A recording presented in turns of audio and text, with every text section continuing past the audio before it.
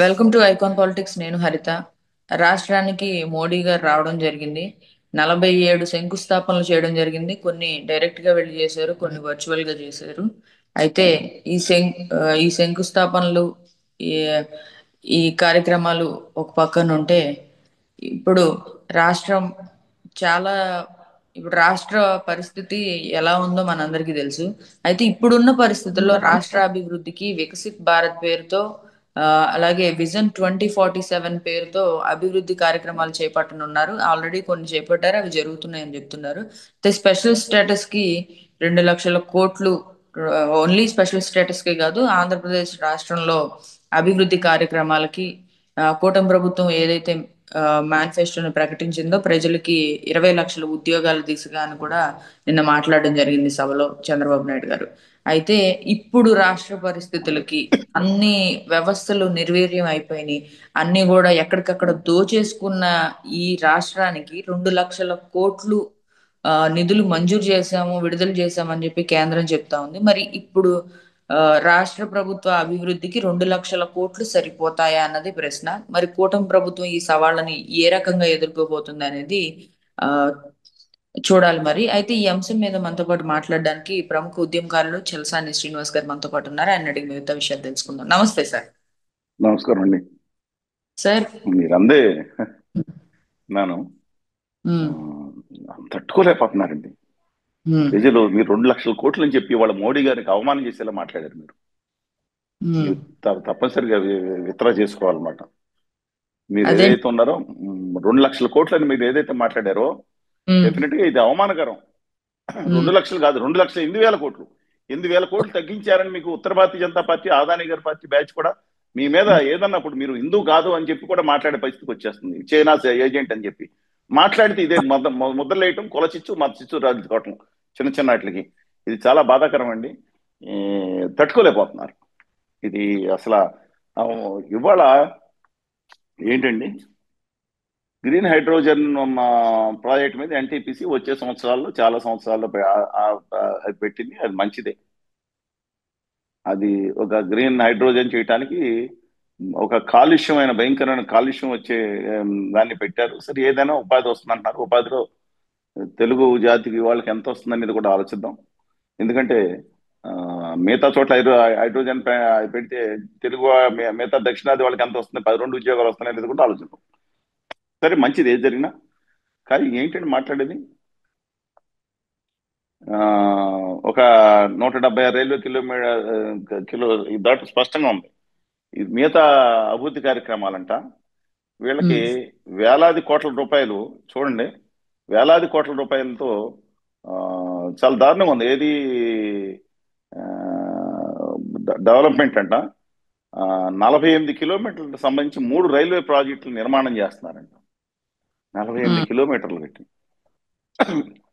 Railway doubling పనులకి సంబంధించి 3 ప్రాజెక్టులు అంట.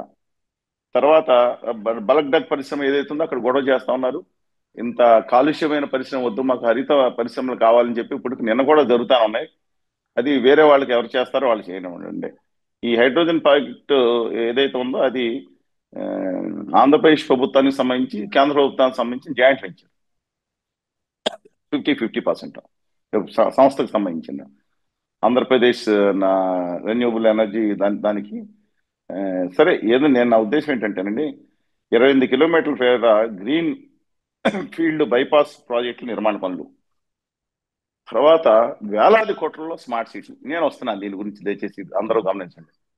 ఇది ఏంటంటే, సరే గ్రీన్ హైడ్రోజన్ ప్రకటన పెట్టండి, ఇది వేలాది కోట్లతో స్మార్ట్ సిటీ విస్తరణ ఎవడి కోసం అండి? మీ బాస్ గౌరవనీయులు ఆదాని గారు, గౌతమ్ ఆదాని గారు చేజిక్కించుకున్నాడా, కాజేశాడా, ఎలా అడ్డంగా పేక మీద కత్తి పెట్టి కాజేశారు, లేదా బతిమాలు తెచ్చుకున్నారా, ఏదైనా కానీ ఏ విధంగా జనాలు తెలుసండి. కృష్ణపట్నం ఉంది, అద్భుతమైన స్మార్ట్ సిటీగా చేస్తాను, వేలాది కోట్ల రూపాయలు ఖర్చా. ఎవరి కోసం? కృష్ణపట్నం ఇంతకుముందు కూడా ఒక లైను, పెట్రోల్ లైన్ హైదరాబాద్ వరకు ఒక ప్రభుత్వ సంస్థ తెరిపించేస్తున్నారా? ముందస్తు ఆలోచన ఎవరి కోసం అండి?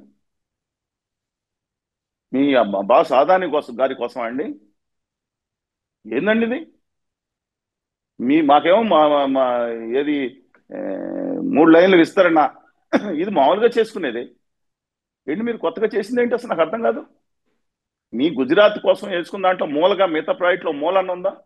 సరే, ఒక బుల్లెట్ రైలు కోసం మీరు బొమ్మించి గుజరాత్ మీరు వేసుకుంటున్నారు కదా, దానికి వాళ్ళ కాంపౌండింగ్ అంతా కలిపి 1,50,000 కోట్ల రూపాయలు ఖర్చు అవుతుందంట. అదేంటండి అని మాట్లాడితే ఎడ్ల బండి మీద వెళ్తామంటారా అని హేళన చేస్తారా? ఇవాళ ఒకటి కాదండి, రైల్వే యూనివర్సిటీ కూడా అక్కడ తీసుకెళ్లిపోయారా? ఇక్కడ ఇన్ని సంవత్సరాలు అసలు నాకు అర్థం కావట్లేదు. పండగ వాతావరణం ఏంటంటే, పండగ అమరావతి కోసం ఏంటంటే గౌరవ ముఖ్యమంత్రి గారు ఇంత పచ్చి అబద్ధాలు మాట్లాడతారా? పచ్చి అబద్ధాలు మాట్లాడతారా? మీ భజన చేసుకోండి, భజన సభ కింద పెట్టుకోండి. ఏంటండి మీరు చెప్పిందంటే అమరావతి కోసం 15,000 కోట్ల రూపాయలు సాయం చేశారు, ఇంకో 12,000 కోట్ల రూపాయలు పోలవరం నుంచి ఇచ్చారని చెప్పి మీరు భజన చేస్తున్నారా? ఏం ఏం ఏం ఏం మీరు ఎంత దుర్మార్గం అండి ఇది! అడ్డంగా పనిచేయటం, అమరావతికి సాయం చేశారా? నేను లెక్కలు ఇవ్వనా మీకు అమరావతిది? మీకు తెలిసి కూడా ఇలా ప్రజల్ని అభూత కల్పనలో పెడుతున్నారా? ఈ సంవత్సరం 15,000, వచ్చే సంవత్సరం 15,000, 4 ఏళ్ళు సాయం చేస్తున్నారు కదా, అది ఉచితం అని చెప్పారు కదా.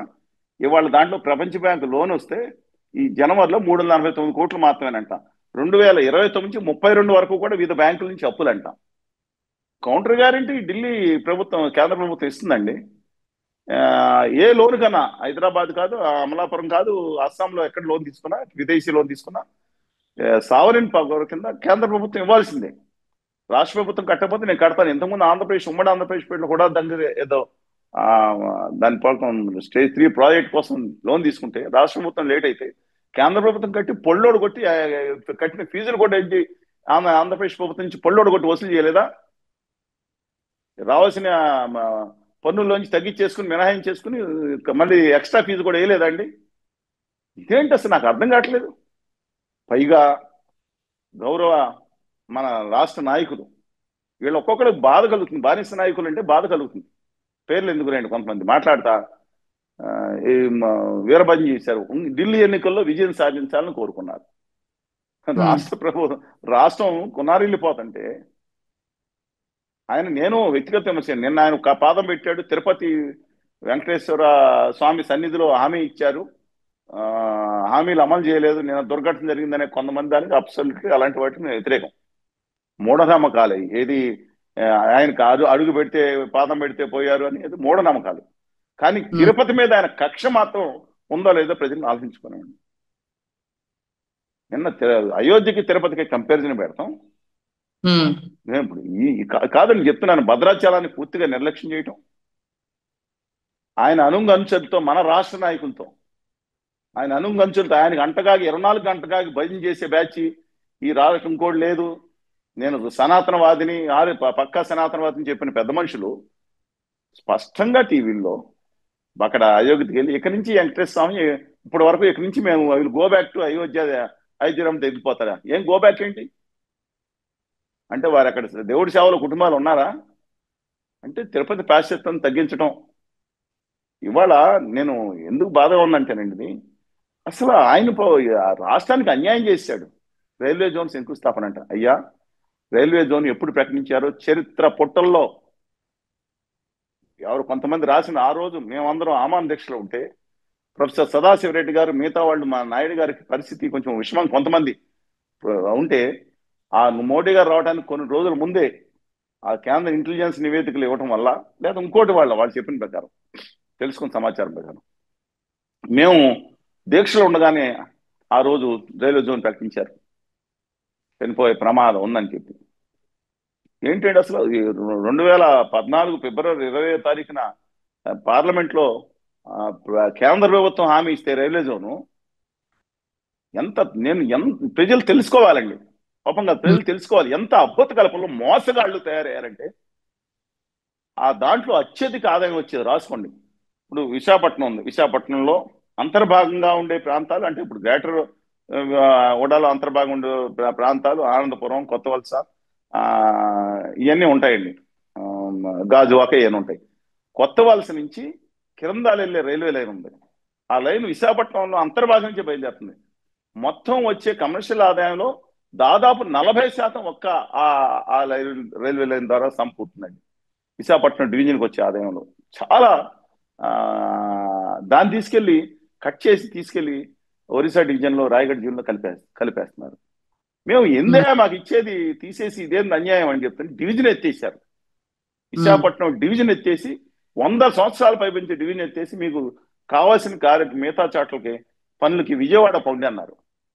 ఉమ్, ఆ డివిజన్ లో స్టాఫ్ ఉంటారు కదా 100-150 మంది, వాళ్ళని 2 మందిని పెంచి ఓ బిల్డింగ్, కొత్త బిల్డింగ్ కట్టుకుని దానికి జోన్ సరే ఇచ్చారు. కాదండి, నాకు అర్థం కావట్లేదు అసలు.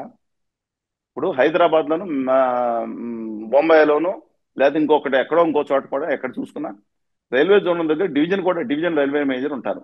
స్థానికమైన పనులు అవి చూసుకుంటారు. జోన్ అనేది మొత్తం అనేక చోట్ల అనేక డివిజన్లని చేస్తుంది.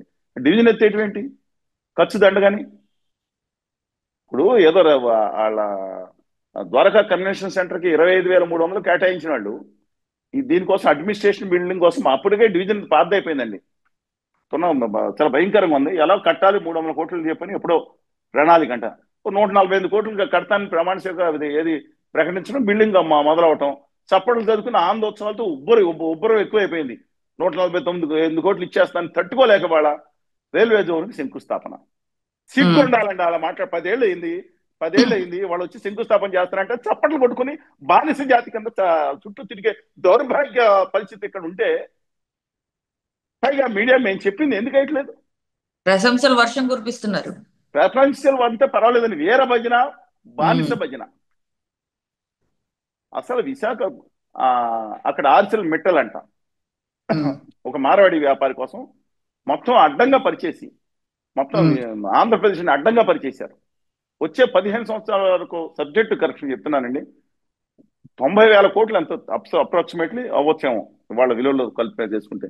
ఆంధ్రప్రదేశ్ ప్రజలు కట్టిన పన్నుల నుంచి వాళ్ళకి రాయితీలు ఇస్తారంట. మరి నాకు విశాఖపట్నం ఉక్కు కర్మాగారం నుంచి కిక్కురు మళ్ళీ సౌండ్ రాలేదే. వాళ్ళకి ఉమ్, మైన్లు కేటాయించేసుకుంటారు. ఒక్క coal mine plus iron ore captive మని ఇస్తే విశాఖపట్నం ఆ 14% వడ్డీలో వసూలు చేశారు. ఆ అంబానీ గారికి, ఆదాని గారికి, ఈ మిత్తల్ గారికి, ఇంకోళ్ళు ఎవరున్నారు అగర్వాల్ గారికి, వేదాంత్ అగర్వాల్ గారికి, వీళ్ళందరికీ 7-8% లోను మీరు గవర్నమెంట్ అఫీషియల్ తీసుకోండి బ్యాంకులు చేసి ఇవాళ స్టీల్ ప్లాంట్ ని మేమేం చేస్తాం ఈక్విటీ క్యాపిటల్ కింద మార్చేయండి. లోన్ని మార్చేసి ఇంకో 5,000 కోట్లు పెట్టి స్పెషాలిటీ సీట్లు పెట్టి ఒక ఎఫిషియెంట్ అడ్మినిస్ట్రేషన్ పెట్టి రాష్ట్ర ప్రభుత్వానికి అప్పచెప్పండి. కానీ ప్రభుత్వ రాజకీయ జోక్యం లేకుండా మైన్స్ ఇవ్వండి. అద్భుతంగా ఈ రాష్ట్ర ప్రభుత్వానికి సంవత్సరానికి 3-4 వేల కోట్లు, 5,000 కోట్లు లాభం చేసే పరిశ్రమ ఉంటుంది. ఉమ్. ఆత్మ త్యాగంతో చేసుకున్నాం. సిగ్గు కూడా పడకుండా కనీసం విశాఖపట్నం స్టీల్ ప్లాంట్ గురించి కూడా విశాఖపట్నంలో మాట్లాడకుండా ఇంత బానిసత్వం చేస్తే నిన్న జగన్మోహన్ రెడ్డి గారే ఉండొచ్చు, ఇవాళ చంద్రబాబు నాయుడు గారు ఉండొచ్చు, అత్యంతం ఆదాని గారి పార్టీకి అండగా ఉన్న కళ్యాణ్ బాబు గారు అయి ఉండొచ్చు. ఏం సందేశం పంపిస్తున్నారు అని నాకు అర్థం కావట్లేదండి అసలు. మాట్లాడితే సినిమా హడావిడి, మాట్లాడితే దువ్వాడ శ్రీనివాస్ గారు, మాట్లాడితే రాజధాని గారు, మాట్లాడితే మంచు మోహన్ బాబు గారి ఇంటిలో ఇదేనా ఇష్యూస్? ఉపాధి లేకుండా, ప్రత్యేక హోదా లేదు, విభజన హామీలు లేవు, ఆల్రెడీ ఈశాన్య రాష్ట్రాలు 2027 వరకు ఇస్తున్నారు మహానుభావ అంటే కించిత్తు మాట్లాడకుండా ఏందండి వీళ్ళు వచ్చేది? ఏంది నేను చెప్తున్నాను అక్కడ 10 లక్షల మంది పైగా ఔత్సాహిక యువత పారిశ్రామికవేత్తలు అవుతారు. ఇక్కడ మా వాదన చూసేవాళ్ళు దయచేసి గమనించండి. మీకోసం మా తపన, మాకాక మీకు అవుతారు. 1,00,00,000 మందికి ఉపాధి వస్తుంది. ఏది ఇండస్ట్రియల్ రాయితీలు ఏదైతే హోదాలు వచ్చే రాయితీలు ఇస్తారు ఈశాన్య రాష్ట్రాలకు ఇస్తున్నారు. ముఖ్యంగా గుజరాత్కి తరలించుకుపోయి హామీలు లేకుండా ప్రధానమంత్రి అమ్మలేదు ఎక్కడ లేదు. తీసుకెళ్లి గిఫ్ట్ సిటీకి 100% ఎగ్జామ్షన్. ఇక్కడ గ్రాండ్ ఫాదర్ గారు సొత్తు అండి ఇండియా అంటే. కానీ ఆంధ్రప్రదేశ్ మీద విషం కురిపిస్తుంటే ఈ వీర భజన ఏంటండి? ప్రశంస అనేది చాలా పెద్ద పదం. వీర భజన, బానిసత్వ భజన. ఉమ్. ఓహో రాజాది రాజా, రాజమార్తాండ, దుర్మార్గ ప్రచండ అని చెప్పాలా? చాలా బాధాకరం అండి ఇది. ఆ, అదే దేనికి దానికి పాలన నేను హైడ్రోజన్ ప్లాంట్ రావడం అనేది మంచిదే, కానీ ఎన్ని సంవత్సరాలు వస్తుంది? రాష్ట్ర ప్రభుత్వ నిధులు రేపు పొద్దున్న ఎవరికి దీన్ని ఏం చేయబోతున్నారు? గ్యారంటీ ఇస్తారా కేంద్ర ప్రభుత్వ రంగంలో ఉంటుందని? చెప్తున్నానండి.